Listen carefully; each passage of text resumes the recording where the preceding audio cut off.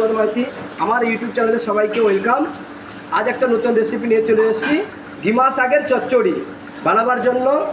GiMA শাকটাকে আমি তুলে নিয়েছি আগে। এগুলো মাঠে ঘাটে হয় খেতে। এগুলোকে ভালো করে তুলে করে ধুয়ে নিয়েছি, বেগুন কেটে নিয়েছি, আলু কেটে নিয়েছি, কাঁচা লঙ্কাকে চিড়ে নিয়েছি আর পেঁয়াজ কেটে নিয়েছি। আমার ইউটিউব চ্যানেলে যারা যারা নতুন দেখছেন তারা সাবস্ক্রাইব করে নেবেন, লাইক করবেন, ফলো করবেন, শেয়ার করবেন বেশি বেশি করে। আর ভালো লাগলে আপনার ফ্রেন্ড সার্কেলে শেয়ার করে দেবেন। আমার ইউটিউব চ্যানেলের নাম হচ্ছে কালীপদ মাইতি ব্লগ। এবার বানাবার আমি প্রসেসটা দেখাবো। কড়াই গরম হয়ে গেছে, সরষের তেল দিয়ে দিলাম।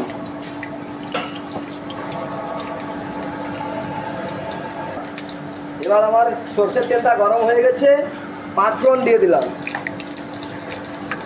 2টো শুকনো লঙ্কাও দিয়ে দিলাম।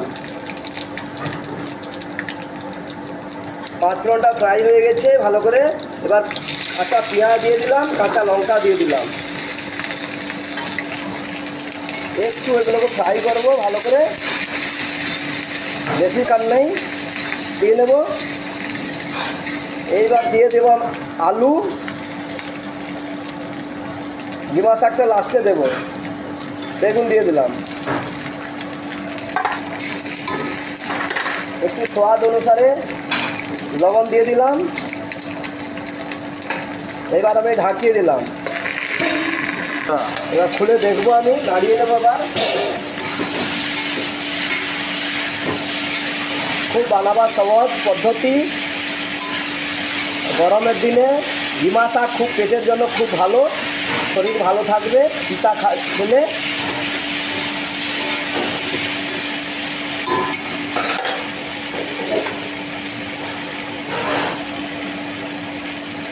একটু আমি হলুদ দিয়ে দেবো পরিমাণ মতো,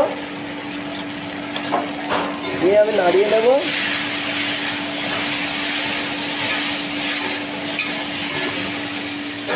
বেশি সময় লাগবে না, 10 থেকে 15 মিনিট লাগবে এটা বানাতে। আবার আমি ঢাকিয়ে দেব। আবার ঢাকা খুলে দেখব আমার আলু বেগুনগুলো সিদ্ধ হয়ে গেছে কিনা। এই আলু আমার সিদ্ধ হয়ে গেছে, বেগুনও সিদ্ধ হয়ে গেছে। এইবার আমি শাকগুলো দিয়ে দেবো। বেশি শাক দেওয়া যাবে না, নাহলে খাওয়া যাবে না। এই শাকগুলো তিতো হয় প্রচুর, খুব তিতো লাগে। গরমের দিনে ভাত দিয়ে খুব সুন্দর লাগবে। আপনারা ঘরে জরুর খাবেন, গরমের দিনে খুব শরীর ভালো রাখবে। আর একটু আমি ঢাকিয়ে দেবো, আর এবার খুলে ঢাকা দেখব।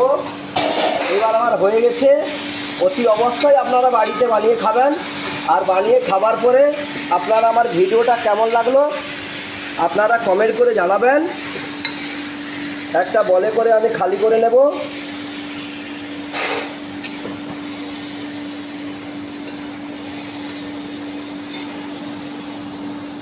কাঁচা লঙ্কা চিরা দিয়ে দেবো উপর দিয়ে।